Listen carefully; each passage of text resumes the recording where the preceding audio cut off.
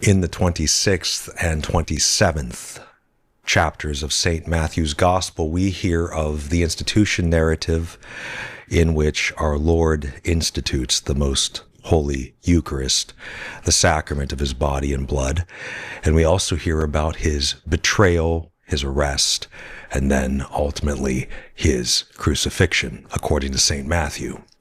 And what's interesting in this gospel is the reactions to the dynamics of the Eucharist, of our Lord's salvific purpose and identity, and of his betrayal.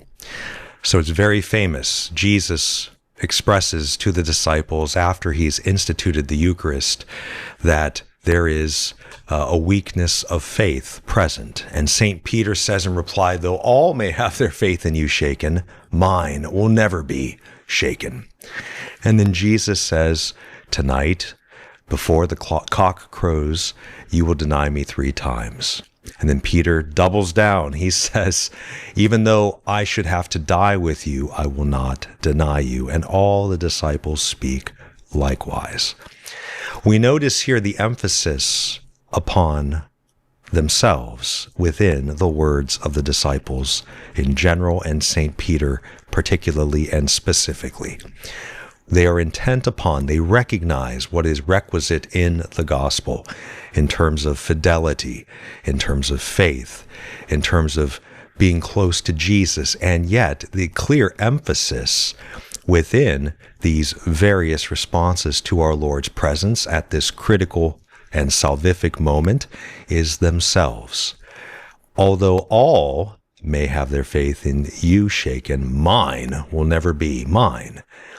And he says, Peter says, even though I should have to die with you, I will not deny you. Peter wants to be faithful to the Lord, and he wants to orient himself entirely around the Lord, but he's relying upon himself. He's regarding Jesus in relation to himself, and he's relying upon his own resources and his own competencies. And this is extended after Jesus is betrayed, and when the soldiers come forward in the Garden of Gethsemane to arrest him, one of those who accompanied Jesus, Peter himself, put his hand to his sword and drew it, and then he strikes the high priest's servant who is there in the garden with the soldiers and cuts off the servant's ear.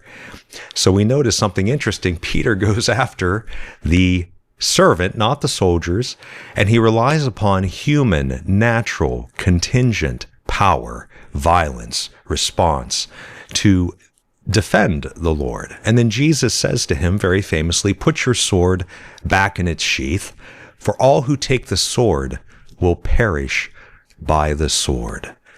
Put your sword back into its sheath, for all who take the sword will perish by the sword. This encapsulates the philosophy, the idea, the plan of the disciples with regard to Jesus. They want something good. They want to be with Jesus. They want to be faithful to him. They want to truly be his disciples. They want to serve him, to follow him. And yet here again, they're relying upon natural resources, natural creativity, natural ingenuity, natural power to achieve this end. And this is the great mistake because, of course, Jesus, as he says, he doesn't depend upon natural resources in order to accomplish his supernatural effect, our salvation.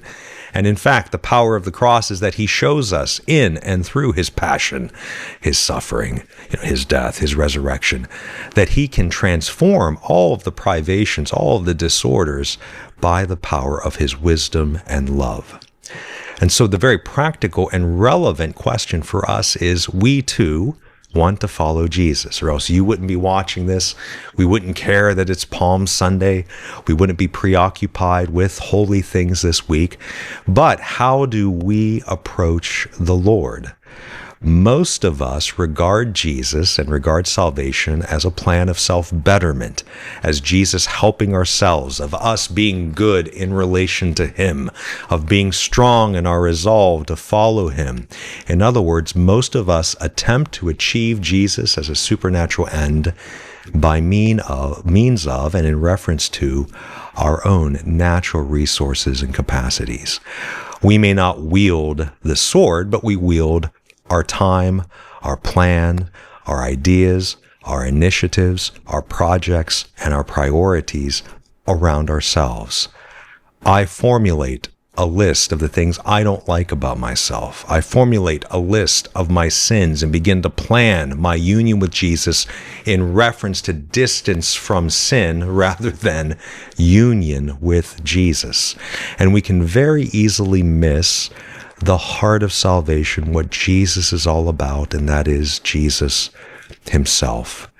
The only way to be united to Jesus, the only means proportioned to the end of our Lord, is our Lord himself. Jesus is the end. Jesus is the means, and any natural means are not proportioned to, not sufficient for, not competent to bring about our arrival at the end. And this is where, even though it's most sad and most regrettable, that Jesus on the cross, before Pilate, when he's being struck by the soldiers and ridiculed and mocked in the most disordered and disgusting ways, Jesus is in a way very alone. But this is the heart of it. Salvation still happened. Salvation was still caused. Salvation was still made real, because the only thing needed for our salvation was Jesus himself, and the only thing we need in our salvation is Jesus himself. Therefore, as we enter into Holy Week, let us reflect upon how we regard ourselves in relation to our Lord. Concretely, this means, what comes first? Do we frame Jesus and our union with him around ourselves and our own plans, our own hopes, our own frustrations, and even our own sins? Or do we frame our salvation around the one thing necessary, which is to say, our Lord? Is he the beginning, the middle, and the end? Or is he only the end? Or maybe he's only the beginning and we are the end. Or maybe he's the beginning and the end, but we rely upon our own means, our own plans, and our own resources. None of these things are sufficient. Jesus is the foundation for our faith. Jesus is the foundation for our union with Jesus. Jesus is the only resource that can communicate and effect, impart salvation. And so during Holy Week, amidst all of the various liturgical practices, biblical texts, narratives from the Gospels, let us keep our eyes firmly intent upon the one thing necessary, our Lord Jesus himself.